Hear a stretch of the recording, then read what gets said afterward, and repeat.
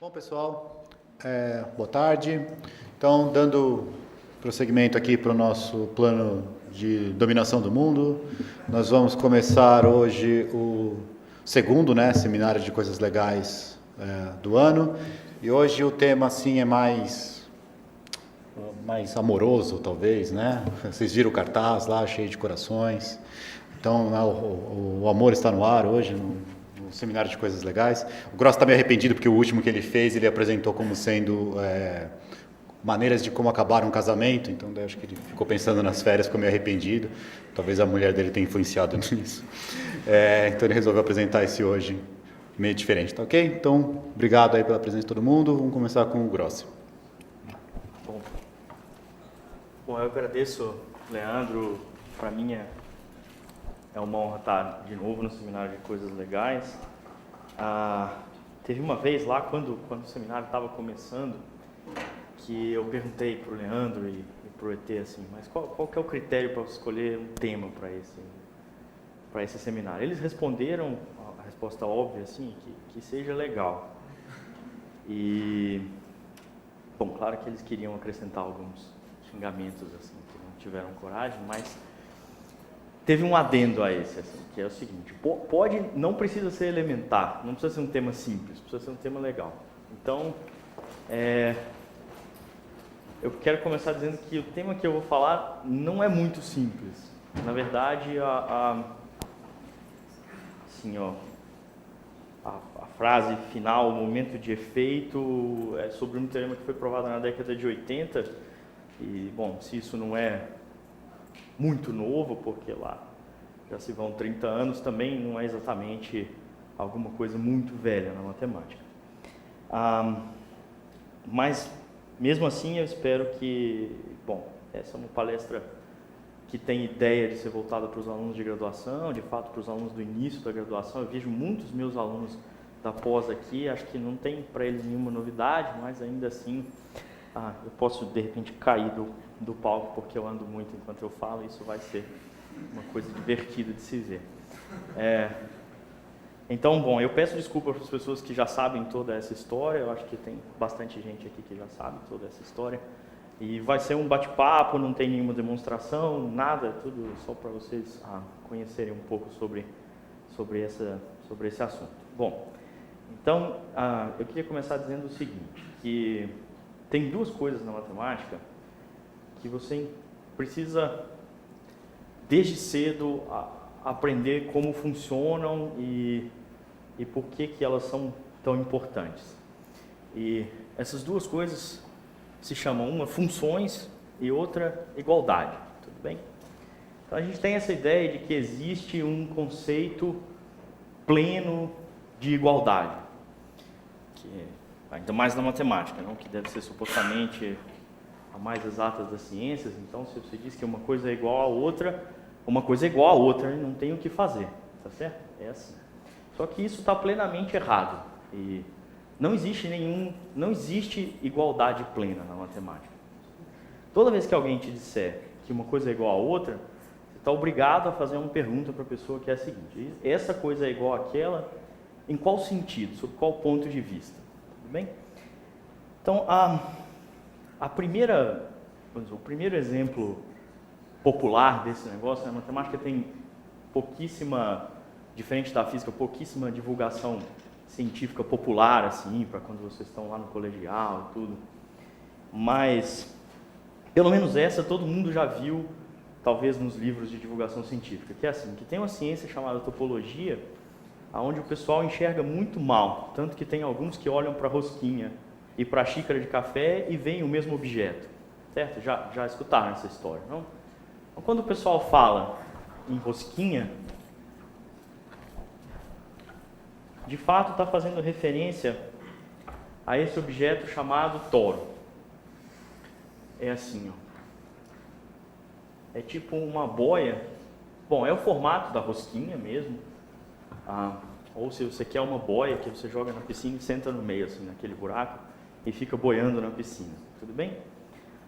A topologia é uma ciência que não se importa se você deformar essa boia de jeito contínuo. Contanto que você não corte não comece a colar os pontos diferentes uns nos outros, assim, você pode fazer qualquer tipo de deformação com esse objeto que o topólogo vai olhar e, muito sinceramente, vai enxergar o mesmo objeto. Tudo bem? Então, o topólogo que olha para essas duas coisas não vê diferença nenhuma. Honestamente, para ele, esses dois objetos são absolutamente iguais. Tudo bem? Ou, um outro exemplo, o topólogo que olha para um cubo e para uma esfera, se tiver essa questão na prova de topologia, assim, assinale igual para igual ou diferente para diferente, você só vai acertar se você escrever aqui igual. E por quê? Porque imagina que tem um gnomo assim, pequenininho, todos os meus alunos sabem a história do gnomo, eu gosto muito dela, que enche o pulmão de ar assim, aí ele desaparece, aparece dentro do cubo, o cubo é feito de um material bastante elástico assim, aí ele esvazia o pulmão, solta o ar. Aquele cubo infla, vira uma esfera, certo? Então, como você fez uma deformação contínua, não cortou um pedaço do cubo, não fez nada, é verdade que aqueles dois objetos são iguais. Então, a igualdade é um conceito que não tem nada de absoluto, como você pode pensar em princípio. A igualdade é sempre realizada em relação a alguma coisa, com relação a algum conceito. A gente já vai ver outro tipo de pessoa, que é o topólogo diferencial, que olha para aqueles dois objetos ali e vai escrever que eles são diferentes. Esse é uma outra pessoa que tem óculos um pouco mais fortes do que o topólogo, e quando ele olha, ele consegue enxergar as quinas do cubo. E para ele, o fato que o cubo tem quinas vai ser decisivo para dizer que o cubo e a esfera não são o mesmo objeto. O topólogo não consegue, ele é mais míope, assim, o óculos dele é pior. Tudo bem? Todos têm uma deficiência visual? Sim, em particular. É brincadeira, Leandro, não fica bravo comigo. Não, isso é só brincadeira, pessoal. Não, tudo é sério. De fato, tudo está certo. Na verdade, eu não quero associar essa deficiência visual, eu mesmo, como dizer isso, bastante, assim, sério, com nada em particular, nenhuma interpretação específica. Bom, então eu estava dizendo que são duas coisas, né? Igualdade e funções. Por que você precisa de função? Todo mundo encontra função a vida inteira, desde que nasceu, lá, chega na quarta série, a professora começa a falar para você função linear, função quadrática. Mas para que serve essa porcaria? Certo? Por que você precisa de funções? Essa é uma ideia que foi, na verdade, implementada com grande sucesso numa ciência chamada geometria algébrica, mas é a ideia muito dos físicos, que é mais ou menos a seguinte. Quando você tem um objeto abstrato, assim, se você não tem um jeito de interagir com esse objeto, se você não tem como fazer algum tipo de medida nesse objeto, o objeto não existe para você, tá certo? Quando o cara fala assim, um elétron, e você começa a cutucar o físico, mas o que é o elétron, certo? Uma hora, ele vai ter que te dar uma resposta, e essa é a única resposta satisfatória que existe, que é a seguinte: um elétron, ou qualquer coisa que seja, é algo que interage com alguma coisa de uma certa maneira. Bem? Porque você só pode descrever os objetos por definição filosófica, você só pode descrever um objeto interagindo com o objeto de alguma forma. Na matemática, o instrumento de medida mais simples que existe são as funções. Então, você pode pensar como um físico, assim, você precisa de função definida num certo objeto, porque você quer estudar propriedades desse objeto, então você precisa de um aparelho de medida, você precisa de algo que te diga as propriedades que aquele objeto tem. E é por isso que você precisa de funções, por isso que funções são coisas tão importantes. Tudo bem? Então, o primeiro caso, né, que é quando você tem só conjuntos. Assim. Conjunto, se você não olha para as funções que estão definidas nesse conjunto, ele não tem uma existência muito concreta. Ele se realiza, ele passa a existir quando você começa a interagir com ele. Isso significa quando você começa a estudar funções entre conjuntos, ou mesmo funções deste conjunto em si mesmo, e assim por diante. Tá bom? Só que essas duas coisas, igualdade e funções, elas são muito ligadas, porque na verdade, para você dar uma definição exata daquilo que eu falei primeiro, que é tipo, o que é igualdade? sob um certo ponto de vista. A igualdade, sob um certo ponto de vista, em qualquer que seja a área da matemática, é sempre assim, é a existência de uma função com certas propriedades, ou a existência de funções com certas propriedades no seu objeto. Tudo bem? Então, nesse caso específico da topologia, tanto no caso da esquerda quanto no caso da direita, a existência de uma bijeção contínua cuja inversa é contínua. Esta função expressa cientificamente, expressa concretamente a afirmação de que um objeto é uma deformação contínua do outro. Tudo bem? Então, o que você precisa fazer é sofisticar cada vez mais. Ou, não o que você precisa fazer, mas, enfim, o que se faz em geral é sofisticar cada vez mais a natureza das funções para entender, quando você sofistica a natureza da função, é o físico que melhorou o aparelho de medida dele em algum sentido. É o físico que tornou o aparelho de medida capaz de detectar aspectos do objeto que ele está estudando que antes eram inexistentes pela falta de precisão do instrumento anterior, ou leia-se pela falta de adjetivos colocados na frente da função, tá certo?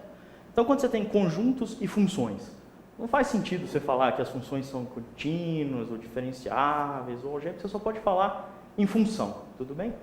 Então, você vai dando mais e mais estrutura para o seu conjunto, você pode transformar o seu conjunto num grupo e falar de funções que preservam a estrutura de grupo, chamados homomorfismos, ou você pode transformar o seu conjunto num espaço topológico, que é um cara desse tipo assim, e as suas funções vão poder ganhar o adjetivo contínuas e assim por diante. Então, a filosofia é essa. Funções são aparelhos de medida, elas medem aspectos do seu objeto. Quanto mais adjetivos aparecem na frente dessas funções, ou dependendo da natureza desses adjetivos, esses aparelhos são mais fortes ou menos fortes, capazes de detectar nuances que outras não detectam, tá certo? Então, a grande diferença entre esse lado e esse lado é que existe uma certa classe de funções, que chamam funções suaves, ou funções diferenciáveis, infinitamente diferenciáveis, que são capazes, como aparelho de medida que são, de entender que esse cubo tem quinas, enquanto aquela esfera não tem. Então, esse é objeto de estudo dessa área chamada topologia diferencial. É estudar uma classe de objetos, que eu vou introduzir em seguida, chamada variedades diferenciáveis. Pelo menos esse é um dos objetivos da topologia diferencial. Estudar essa classe de objetos aonde funções são diferenciáveis, onde as funções são suaves, onde as funções não gostam que esse tipo de fenômeno apareça, que essas quinas apareçam. Tudo bem? Então vamos olhar para esse objeto, entender o que ele é. Eu talvez precise apagar alguma coisa. Bom,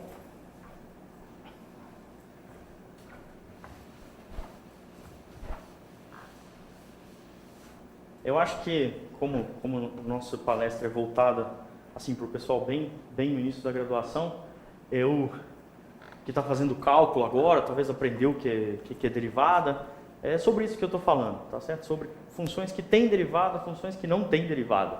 Então, quando funções têm bastantes derivadas, assim, elas são chamadas de funções suaves. O nome de estudo, né, pessoal? Olha que maravilha, né? São funções suaves. Quando ela não tem, quando ela gosta de ter quinas, tipo na função módulo, assim, esse é um ponto em que essa função não tem derivada, tá certo? É uma função que não é suave. Então, viu? É definição. Muito bom definir assim. Não se engane, assim. A natureza dessas funções pode ser bastante complicada, funções que não são suaves. Por exemplo, você pode construir uma função da reta na reta que é contínua. Isso quer dizer que você pode desenhar, em princípio, sem tirar o giz assim do quadro, mas que não tem derivada em nenhum ponto. Qualquer ponto que você olha é como se fosse aquele zero da função módulo. Qualquer ponto da função. Qualquer lugar que você olha, ela tem uma quina, tá certo? E você balança a cabeça para o outro lado, acha outra quina. Balança a cabeça para o outro lado, acha outra quina. Então, esses caras são bem complicados. E é por isso que eu não quero saber deles e quero saber dos caras que são suaves, certo? Como o Leandro disse, eu preciso me redimir da última palestra e falar sobre coisas, sim, doces, suaves, etc. Então, eu vou introduzir para vocês também de jeito muito grosso, sem nenhuma sequer uma pretensão de ser rigoroso, é só para vocês saberem sobre que tipo de coisa eu estou falando. Então, esse rapaz que se chama variedade diferenciável é um espaço que localmente, assim, perto de qualquer ponto dele, ele parece com um espaço euclidiano. Tudo bem? Vamos dizer como nosso espaço euclidiano. Aí vamos tentar transformar isso num negócio um pouco mais concreto. Para conseguir desenhar na lousa, eu vou desenhar um negócio em dimensão 2. Então imagine uma esfera. Aí imagina que você é um serzinho bidimensional que mora nessa esfera. Você tem que acreditar nisso com muita força. Assim, não tem nada fora. Tudo que acontece para você acontece dentro daquela esfera mesmo. Esse é o mundo. Tudo bem que você está tentando entender. Então não é muito difícil de ver que tem um jeito de criar mapas. Quando você está perto de um ponto, você não se permite caminhar muito distante de um certo ponto, você consegue fazer um mapa dessa região. O que é um mapa? É uma função que vai sair dessa região e vai lá para o plano, para um lugar assim, para o interior, digamos, porque eu não centrei esse disco na origem, não sei. Que vai para o interior desse disco aberto no plano. Tudo bem? Pensa nisso como se fosse um mapa mesmo, um sistema de coordenadas. Quando você tem esta função, que vai dessa região perto do ponto na esfera, para essa região perto do zero no plano, você colocou algumas coordenadas localmente, só naquele pedacinho da esfera. Agora você pode olhar para esse seu mapa e pensar aqui, olha, o ponto que tem essa coordenada corresponde a esse ponto aqui. Nós vamos pensar que essa função não é só uma bijeção, mas de fato vai ser ainda mais. Tudo bem? Então, localmente, você tem um mapa, você tem um jeito de fazer uma função que te diz que você é como se você estivesse numa região do plano. Assim. Você está num lugar que parece muito euclidiano. O problema é que quando você começa a andar para longe desse ponto, você eventualmente vai ter a tendência de sair desse mapa. Quando você tem a tendência de sair desse mapa, você pode pensar que você está entrando em outro sistema de coordenadas que funciona perto, na vizinhança de outros pontos. E assim por diante. Se você sempre tem, para qualquer ponto, um jeito de fazer um mapa para o plano, para o lugar euclidiano, de uma vizinhança desse ponto, esse objeto é o que se chama uma variedade, um espaço localmente euclidiano. Tudo bem? É intuitivo chamar esse cara de localmente euclidiano. Aí você pode estar se perguntando, mas para que ele quer vários mapas? A razão é bastante simples. É porque já no caso da esfera não é possível fazer um mapa só. Não tem um jeito de você pegar nem o plano inteiro assim e de algum jeito, por uma função bastante boa, por uma função que é uma bijeção contínua, digamos, de inversa contínua, simplesmente fechar esse plano e fazer uma esfera. Então, você não quer ter vários mapas, você é obrigado a ter vários mapas. Apesar desse espaço ser localmente euclidiano, o que se descreve através desses mapas, ele obviamente não é globalmente euclidiano, ele é uma esfera, ele é muito diferente do plano, tá certo? Até os topólogos concordariam com isso. Quando um topólogo olha para o plano e para a esfera, ele marca diferente, assim, automaticamente, por uma característica muito simples da esfera, chamada compacidade. Só que agora, toda vez que você tem mapas diferentes e tem interseção entre esses mapas, existe uma função que traduz um mapa para o outro, tá certo? Eu sou o cara que sou o dono desse mapa aqui. E você é a pessoa que é dona desse mapa aqui. Quando a gente está nessa região comum, um ponto aqui que corresponde a um ponto no seu mapa e corresponde a um ponto no meu mapa, tá certo? Isso me dá uma função do meu mapa para o seu, de fato, de uma região do meu mapa para uma região do seu mapa, que é a região que corresponde a essa interseção, que é simplesmente nesse lugar aplicar essa função inversa e depois aplicar aquela, tudo bem? Essa é a tradução entre mapas. É o jeito, já que os mapas necessariamente vão ter superposição em algumas regiões, vai existir uma função que traduz, que leva um mapa para o outro. Só que essa função é uma função de uma região de um espaço euclidiano, que aqui é R2, na verdade um aberto no espaço euclidiano, no plano euclidiano, para outro aberto no plano euclidiano. Não importa o que essa palavra significa, assim, mas com certeza quase todo mundo sabe. exceto o pessoal que entrou recentemente. E essa função você pode submetê-la ao crivo das derivadas, porque lá para essas funções tem conceitos usuais de derivadas parciais, etc. Então, faz sentido pedir que estas funções sejam funções suaves, sejam funções bem comportadas em relação às derivadas. Por quê? Porque você pode imaginar que aquele seu espaço original, ele foi colado desses pedaços, né? Você pegou um pedaço, pegou outro pedaço e começou a colar esses pedaços usando esta função, que identifica o lugar onde os mapas são coincidentes, tudo bem? Então, uma variedade é um objeto que você colou de pequenos pedaços do plano euclidiano, nesse caso, mas pode ser de qualquer NN, e esta colagem é feita de jeito suave, ou através de funções que admitem muitas derivadas, e formalmente isso significa que essa tradução entre mapas é feita por funções diferenciáveis, funções suaves. Então esse é o objeto de estudo da topologia diferencial. Lugares que são localmente euclidianos, não precisam ser de dimensão 2, como a esfera, né? A casquinha da esfera pode ser em qualquer dimensão. São espaços que são localmente euclidianos, no sentido que eles admitem essas cartas locais, mas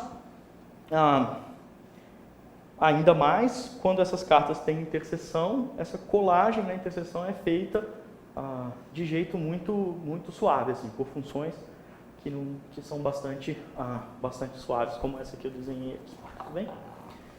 Muito bem, pessoal, mas isso cria agora uma classe de espaços que vai ser avaliada sob o crivo de um olhar mais profundo do que o olhar simplesmente da topologia, tudo bem?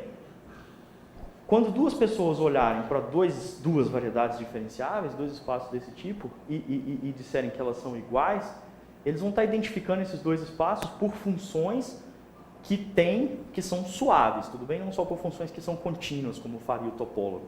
Essa definição de variedade é exatamente o que você precisa, é o ingrediente que você precisa para poder, quando você tem duas variedades e uma aplicação entre si, poder definir o que é dizer que essa aplicação, você tem uma variedade M, uma variedade N, representadas de jeito bastante abstrato, uma função entre si, e você consegue agora dizer o que é ser diferenciável para essa função. Então, funções entre variedades têm esse adjetivo, que é mais do que o adjetivo contínuo, assim, mais do que aquele adjetivo que sozinho faz com que você ache que o cubo e a esfera são o mesmo espaço.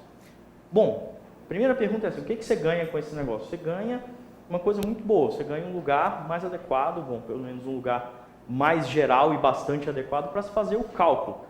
Todo o cálculo que você estuda em R, em RN, de fato deve ser estudado, bom, e eventualmente vai ser estudado por vocês todos, como sendo cálculo em variedades. Todas essas coisas como derivadas, integrais e assim por diante se generalizam para esses espaços por conta da maneira como eles foram definidos. E de fato, a razão pela qual eles são definidos assim é exatamente para que o cálculo funcione, para que você possa fazer derivadas. É uma coisa muito boa, porque, enfim, para o pessoal que mora na variedade, você caminha ao longo de curvas, você tem velocidade ao longo da curva, certo? Velocidade é uma derivada, você tem uma região, assim, na sua esfera que você precisa saber a área dela, e esse negócio se calcula por uma integral, então você quer fazer cálculo nesses lugares. Não fazer cálculo seria estranho, assim, seria dizer que você, vivendo nesse mundo localmente euclidiano, não tem condições de fazer certas medidas que a gente sabe, vivendo na nossa variedade, que nós temos condições de fazer, tudo bem? Muito bem, então, está tudo ótimo, mas agora surge essa questão, quando é que duas variedades são iguais? A gente já viu, dois espaços topológicos, você olha, eles parecem diferentes, né, a esfera e o cubo, mas são iguais. Quando se trata de variedades, essa pergunta é muito mais complicada, porque distinguir duas variedades é um procedimento que demanda instrumentos de medida capazes de medir características que são difíceis de ver, que você não vê a olho nu, assim como na topologia desenhando esses espaços. E bom, claro que essa pergunta interessou muito os matemáticos, especialmente porque, enfim, o nosso espaço parece muito localmente euclidiano, né? A gente tem essa impressão de que a gente vive numa variedade, que atualmente os físicos dizem que tem dimensão 4, certo, pessoal? É o espaço-tempo. São 3 dimensões temporais, uma dimensão três dimensões espaciais e uma dimensão temporal, que constituem a nossa variedade, assim chamada espaço-tempo. Então você pode se fazer perguntas assim, em qual variedade a gente vive, certo? Lembra que toda vez, normalmente quando a gente não sabe a resposta para esse tipo de coisa, onde é que a gente vive? A gente pensa que vive num lugar euclidiano, né? É tipo assim, quando a gente não sabia que a Terra era redonda, todo mundo achava que vivia no plano. É uma tendência psicológica humana, assim, a pensar que você vive num lugar que é porque, sabe, às vezes essa resposta não vai mais longe do que o que a vista alcança. Assim. Então você tem tendência a globalizar a visão local, mas não existe nenhuma razão, pelo menos a priori, para você pensar que você não pode pegar um foguete assim e sair andando, e depois voltar para o lugar de onde você saiu, tá certo? Que o universo em escala grande não seja uma esfera em dimensão 4, por exemplo. Que nosso espaço-tempo não é necessariamente globalmente euclidiano, mas a gente tem a impressão bem forte que pelo menos localmente euclidiano ele é, tá certo? Então tá ótimo. A gente vive, digamos, numa variedade de dimensão 4, por conta dessa nossa sensação local. Vamos supor mesmo o caso mais simples de todos, que seja o R4, que seja globalmente um espaço euclidiano de dimensão 4. E você pode se perguntar assim, será que do ponto de vista de variedade diferenciável existe um único R4? Será que o espaço de dimensão 4, euclidiano, espaço-tempo, o lugar onde a gente, digamos, vive,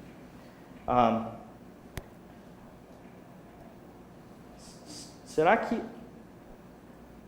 existe um único jeito de você catalogar as funções diferenciáveis desse espaço que dizem, que trazem, que são um aparelho de medida que dá informação que esse espaço é uma certa variedade diferenciável? Tudo bem? Em outras palavras, se eu desenhar dois R4s que são topologicamente iguais, que o topólogo olharia para eles e diria, não, é o mesmo espaço, será que é possível que o topólogo diferencial olharia para esses espaços e diria, não, eles não são o mesmo.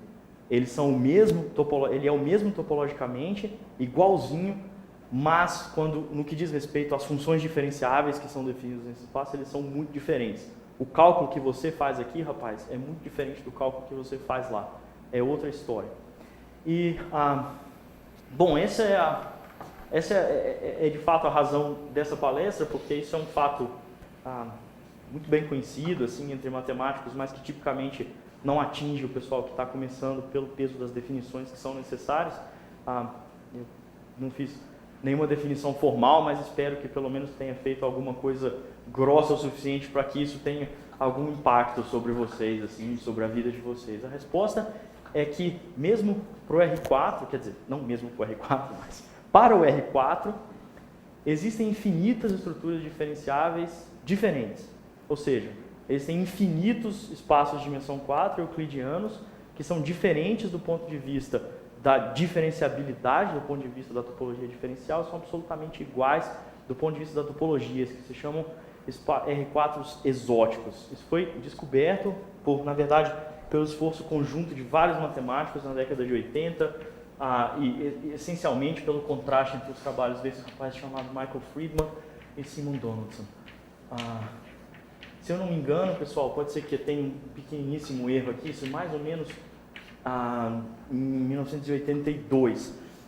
É um contraste entre um lema topológico provado pelo Friedman, chamado H-cobordismo, e o correspondente à sua contraparte diferenciável provado pelo Donaldson. Então, o resultado é: existem infinitos R4 exóticos. Mas fica melhor, porque dentre todos os espaços euclidianos, dentre todos os RNs, o tridimensional, unidimensional, bidimensional, R4 é o único que tem essa propriedade. Então, se você pegar qualquer espaço euclidiano que não seja de dimensão 4, se eles são iguais para o topólogo, eles são iguais para o topólogo diferencial. Dois espaços em qualquer outra dimensão euclidianos que são homeomorfos também são difeomorfos. Tudo bem? Então, não existem estruturas exóticas em nenhum outro RN. Bom, se você quer pensar que isso tem ou não tem relação com o fato de que talvez a gente viva num espaço de dimensão 4, onde essa complicação enorme está necessariamente presente, tem nenhuma razão para você preferir uma estrutura em relação à outra, elas são todas iguais, de fato, do ponto de vista matemático, assim, não são umas melhores que as outras, na verdade. E tudo bem, esse é o negócio, você quer dizer que coisa, viu? Justamente nesse lugar tão complicado a gente vive. Podia ser um pouco menos dimensional e a situação já seria um pouco mais doce. Tudo bem, mas é assim. Na verdade, esse fenômeno, esse tipo de fenômeno, sendo muito justo, esse tipo de fenômeno já tinha sido detectado antes, pelo menos 10 anos antes, por um também enorme matemático, Milnor. Só que ele detectou esse resultado não em espaços euclidianos, o que é muito mais difícil, mas em esferas de dimensão alta. Por exemplo, o Milnor sabia que uma esfera de dimensão 7, por exemplo, dentre outras, também admite estrutura exótica. Que é a esfera de dimensão 7? Você vai lá no espaço euclidiano R8 e toma os vetores que estão à distância, digamos, 1 da origem. Isso é uma esfera de dimensão 7, certo? Assim como a esfera de dimensão 2, dentro de R3, são os vetores que estão, os pontos cuja distância até a origem é 1. Então, fenômenos de estruturas diferenciáveis exóticas já eram conhecidos, especialmente em esferas. Pelo menos 10 anos antes, e tem outros matemáticos que estão envolvidos nessa história de estruturas exóticas.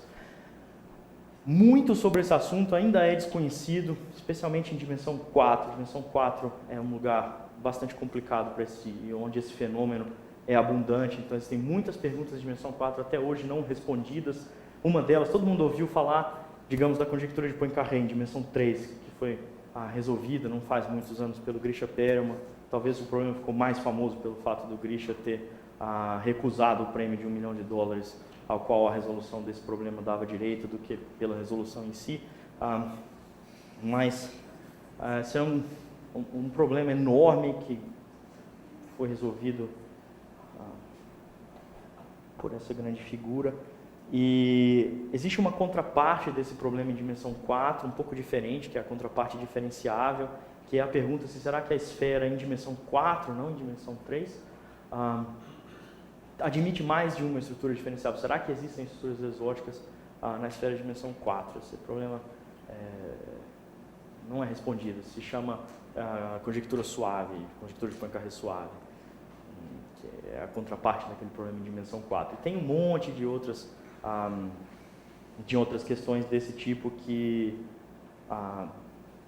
não são conhecidas. Esse assunto é objeto de trabalho ativo da matemática atualmente, assim, uma quantidade grande de matemáticos trabalha nesse tipo de problema. Só para terminar, eu queria dizer que esse fenômeno começa a acontecer na dimensão 4 para qualquer variedade. Bom, para espaços euclidianos ele só acontece na dimensão 4, mas para variedades em geral ele começa a acontecer em dimensão 4. Então, em dimensão 2 e em dimensão 3, dimensão 2 é um problema mais ou menos simples.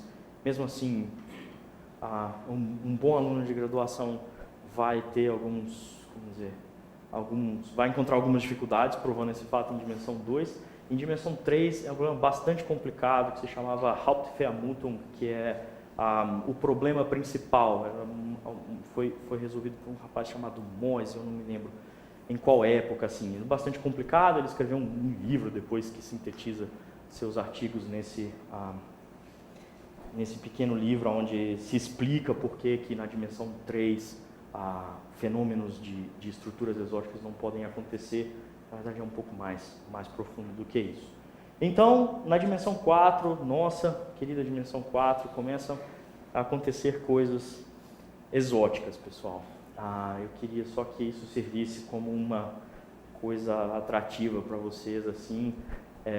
Eu em particular acho que se existisse uma divulgação científica de matemática para o pessoal no colégio, como existe para a física, e infelizmente existe muito pouco para a matemática, esse é um dos fatos assim que poderia fazer com que muitas pessoas resolvessem fazer matemática, porque, enfim, é um fato do tipo, o mundo é muito mais estranho do que pode parecer, em princípio.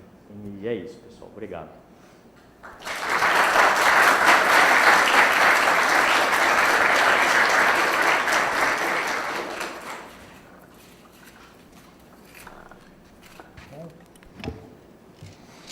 Bom, alguém quer fazer alguma pergunta? Do tipo, se o S8 tem exóticas Não, ou não o tem. S9? Sacanagem. Tem lá no cálculo dentro de. Eu consigo diferente. Diga. Uma pergunta exótica. Você tem várias estruturas exóticas no R4. Fala que R5 não tem. Certo. Eu meto R4 no R5. Eu meto R4 dentro do R5. Então, a resposta é assim, pessoal. Quando você tem um espaço dentro do outro, você tem que entender que a estrutura do espaço grande é que induz a estrutura do espaço pequeno, tudo bem? Então, quando você coloca um R4 dentro do R5, se ele for um R4 exótico, a estrutura que ele tem de R4 exótico vai ser incompatível com a estrutura diferenciável do ambiente. Você não consegue estender essa estrutura. Essa estrutura exótica não cai do ambiente, não é dada para o ambiente, para ele. Então ela é incompatível, ela não tem a ver com o R5. Tudo bem? Se você tentar fazer o R5 induzir naquele R4 uma estrutura, vai ser a estrutura padrão, usual, não vai ser exótica.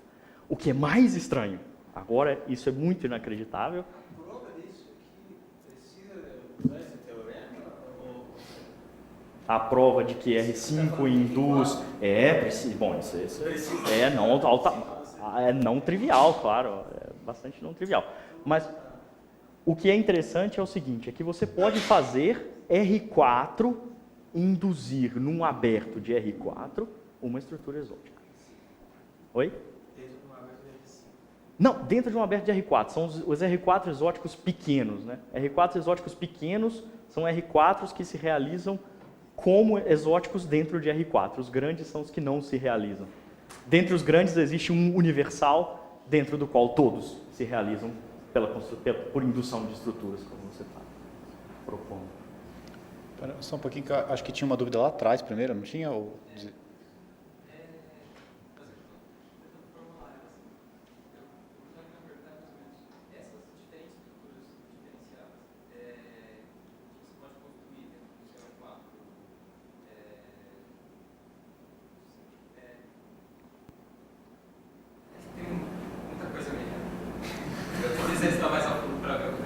Não, tudo bem. Assim, vamos dizer, essa dimensão, ela é dimensão em que sentido? Porque ela é dimensão no sentido assim, de álgebra. É dimensão de R4 no sentido de álgebra, de espaço vetorial. R4 é dimensão 4 como espaço vetorial de dimensão 4. Essas diferentes estruturas diferenciais que você pode criar, elas dão resultados diferentes do que quando a gente modela assim, na física? Pode acontecer só coisas. Sem nenhuma dúvida. Por exemplo, vamos falar de geometria. Quando você tem uma métrica num objeto, assim, um jeito de medir distâncias, um jeito de medir ângulos, existe um invariante que se chama curvatura, que é um invariante que te diz se a geometria é diferente ou igual na vizinhança de um ponto. Quando você pega, por exemplo, a esfera e troca a estrutura da esfera para uma estrutura exótica, você muda até quais tipos de geometria a esfera aceita. A geometria conversa com a estrutura diferenciável e muda a sua natureza. Então, quais tipos de métricas podem existir, com quais curvaturas, é radicalmente diferente quando a estrutura subjacente, que é a estrutura diferenciável, muda. Então, a resposta é sim, bastante. Isso muda bastante a natureza das coisas. É sensível por medidas de natureza geométrica, essa mudança. Medindo algumas coisas em escala cosmológica. Pois é. Bom, tudo bem. Em princípio, sim. Em princípio, isso por definição, assim. Existem invariantes. Como é que você diz que duas estruturas são iguais ou são diferentes? Você prova que uma certa característica, que se chama um invariante da estrutura, tem um valor para uma e tem outro valor para outra. Se elas fossem iguais, esses invariantes deveriam ter o mesmo valor. Não é diferente com a estrutura diferenciável. Existem invariantes que sentem a natureza da estrutura diferenciável, tudo bem? A diferença, e esses invariantes, com alguma engenhosidade, de novo, por definição filosófica, devem se traduzir em algo que, pelo menos em princípio, seja mensurável, tudo bem? O problema é que, como esses invariantes são, agora, eles são de natureza muito, muito refinada, muito complicada. A ideia é muito típico que uma área ajude a estudar a outra. Por exemplo, é muito normal estudar topologia usando a geometria. Aliás, aquela conjectura de Poincaré famosa em dimensão 3 é uma realização plena dessa ideia. Como é que o estudo da geometria em dimensão 3 pode resolver um problema puramente topológico? Quando você estuda invariantes de estrutura diferenciável, você também tem algo que vem da geometria, que é o estudo de todas as conexões. Deixa eu explicar isso assim. Ó. Quando você está no Rn ou no R4, você tem um vetor tangente num ponto. Você está no espaço euclidiano, tudo bem? Aí você tem um ponto aqui, ó, e aqui você tem um vetor tangente nesse ponto, tudo bem? Que sai daquele ponto. Aí se eu te dou outro ponto diferente, existe um jeito canônico de você pegar esse vetor aqui, você pega essa flecha mesmo, carrega e pendura ela aqui, tá certo? Então, é o que se diz que existe um transporte paralelo trivial e canônico. Existe um jeito natural de comparar vetores que estão pendurados em pontos diferentes.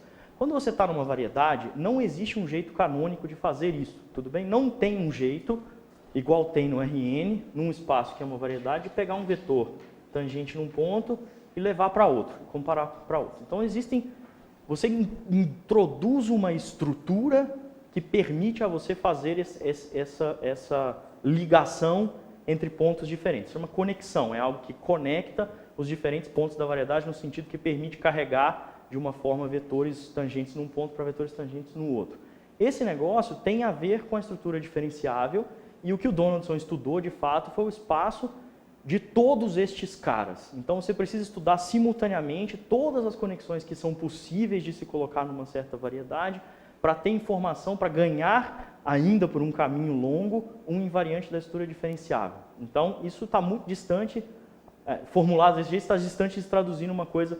Por outro lado, o Donaldson estava estudando a física matemática quando ele descobriu isso. De fato, ele estava estudando um conjunto de equações chamadas equações de Young-Mills, cujo objetivo é descrever a física de partículas. Esse estudo dessas conexões, de fato, é o que os físicos chamam de teoria de gauge, teoria de calibre. Então, isso é ainda mais incrível que a descoberta de que R4s exóticos existem foi feita como consequência de uma teoria da física chamada teoria de Young-Mills. Tudo bem? Aqui. Como a gente tem R4 exótico que não se encaixa no R5, a gente pode ter algum tipo de R3 que se encaixa no R4 exótico? Sim, tem R3 que se encaixa em R4 exótico. Deixa eu aproveitar essa pergunta, porque responder só sim, assim, é meio chato, né? Tipo, sim. O passo final para provar que aquele R4 que foi construído de jeito complicado é exótico tem muito a ver com o que tipo de coisa existe dentro dele. Como, por exemplo, será que tem R3? E é muito, é muito incrível, assim. É o seguinte, a demonstração termina assim,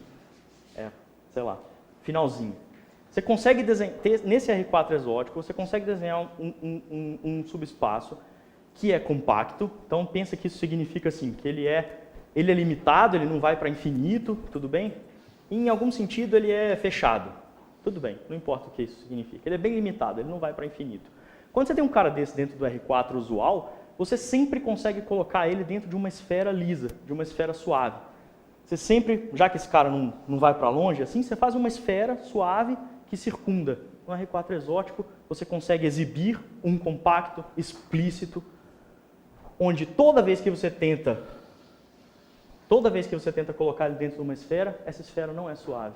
Não existe esfera suave com essa nova estrutura suave que contém esse cara. Então, esse não pode ser o R4 usual. Esse é o final da demonstração, digamos. Então, viu? Que tipo de coisa vive lá dentro muda muito. Acho que tinha o Eric. Cancelou? Tá. Mais alguém? Rapidinho. Então, tem aqui o certificado laranja, né, que é a tradição do seminário. Eu comi o primeiro, eu tenho que confessar. Mas eu ainda vou guardar alguns. Então deixa eu trocar, porque como no final do ano passado não teve tantos voluntários, alguns certificados venceram. Aí eu tenho alguns certificados vencidos, então se for para guardar... Não, esse vale até... Esse eu troquei, né, vou ficar dando certificado vencido. A outra coisa é, semana que vem, então, nesse mesmo horário, o Eric apresenta e, pela primeira vez, é uma apresentação que ela vai valer prêmios. Você quer falar alguma coisa? Não? Então, eu vou fazer o anúncio, aí vocês vão ver lá, ela vai oferecer prêmios para respostas de alguns problemas. Mas, deixa eu ver, para adiantar, ele envolve um jogo de tabuleiro com regras parecidas com o do Resta 1. Então, acho que tudo... Só que você vai fazer algumas suposições do tipo que ele é infinito, que você tem infinitas peças, ou coisas do tipo, mas assim, fica um pouco mais interessante, porque aquele lá, né, vem de qualquer lugar daí. Então é isso, deixa eu ver se tem mais alguma coisa. Bom, então não, então até semana que vem.